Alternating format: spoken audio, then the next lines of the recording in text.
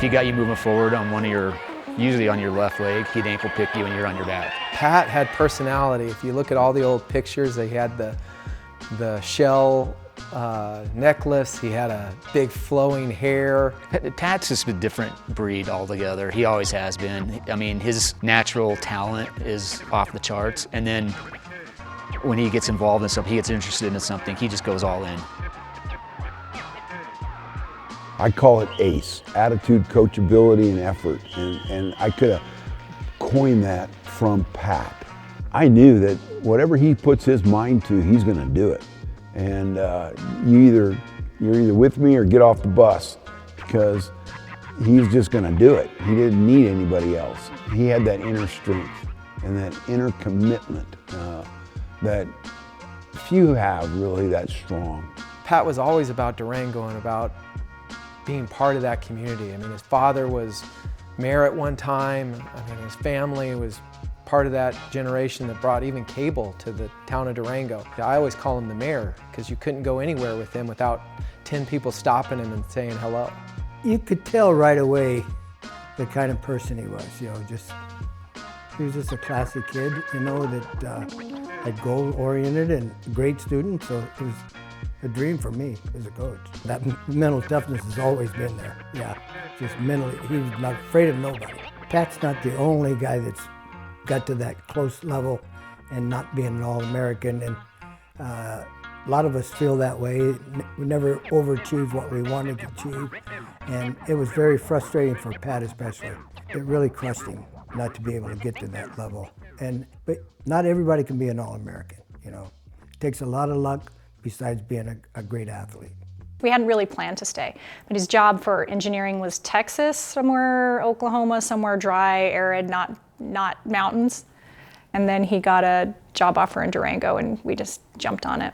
I think he knew Parkinson's always is in your system before it's diagnosed for most people for many years. I don't know for sure, but I can't see him going in a corner and crying and throwing a fit or a spasm. I think he just said, hey, come on, let's get it. Parkinson's picked the wrong guy. It's picked the wrong guy. It's my wife's quote, and it's true to nature. I mean, he's taken it on, head on. Never look back, let's just see what happens. I mean, if it's gonna win, it's gonna be a hell of a match. I don't know what his record is right now, but at one point, he had gone, I think it was something like 16 or 17 months without missing a single day of working out. It's always there. The tremor, I'm tremor dominant, and if I went down the list of things that I have, they're not fun.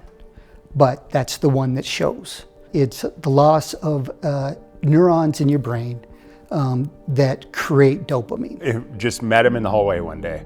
And I said, hey, Pat, I'm doing this amazing row and we're raising money for the Michael J. Fox Foundation and I'd love to have you involved.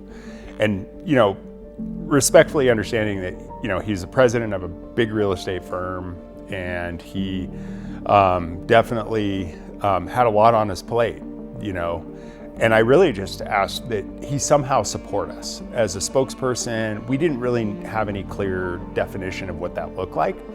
But I knew I wanted him involved and I wanted his support wholeheartedly. And it was a few months later that he called me one evening and said, hey, I'm thinking I'd like to row. And it didn't shock me, but it was definitely a bit of a surprise, because I didn't think that he would want to do that, but it was the right time. His Parkinson's was getting to a point where it was having an influence on his ability to do his work. And so, he was eyeballing the potential for retirement. And what a heck of a way to kick off retirement than to row an ocean. I didn't know if he could really accomplish it, myself, the challenge that you have to do that. I wouldn't want to do it. I don't know if anybody wanted to take that challenge. But he handled it and raised a lot of money. Followed it daily, every day. First thing I did in the morning, what did you do last night, Morrissey? Within about 24 hours of getting off the coast of California, we hit some really big water. And we're talking, 30, 40 foot swells and high winds, 20, 30 knot winds. So it was really intense. I just couldn't believe how long it was taking him to do it, He kept thinking, well, got another day, another day, another day. So I just figured how the weather was treating him in the water. It just had to be brutal. They didn't have a good day last night. What the heck? And then we're not out in the middle of the Pacific, pitch black weather, knowing what the heck's going on, and the swells and the trade winds and the headwinds and tailwinds and the crosswinds. The final score was Pat 13, his opponent 11. There were times where, we were on a glass for 3 days, there wasn't a wind at all. So it was a big lake. I always say this big, almost picture that you couldn't get out of.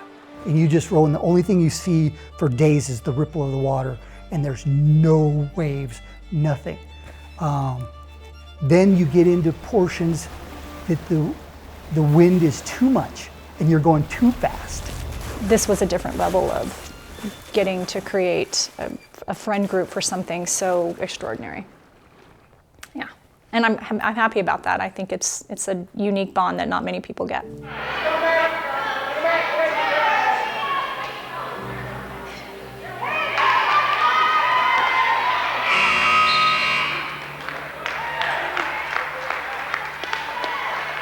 The score is now 11-0, Pat. I can't think of anybody more deserving for that type of an award. I start thinking about it, I start tearing up. It's amazing. He's earned it. That's the quality of individual you want representing that organization and that award, and that he's the poster child for it. And yeah, I'm super proud of him. And to see the Hall of Fame recognize this, it's so rewarding for him and for us that know him. He deserves it. I can't think of any other human I would want next to me.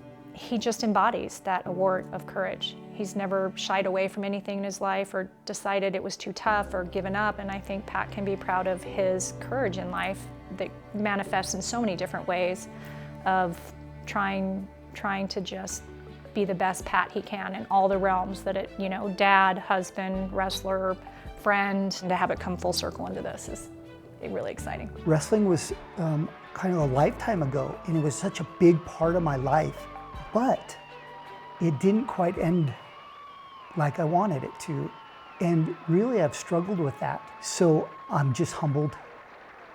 It's a great honor, and I feel complete. The final score is Pat 4, his opponent 3.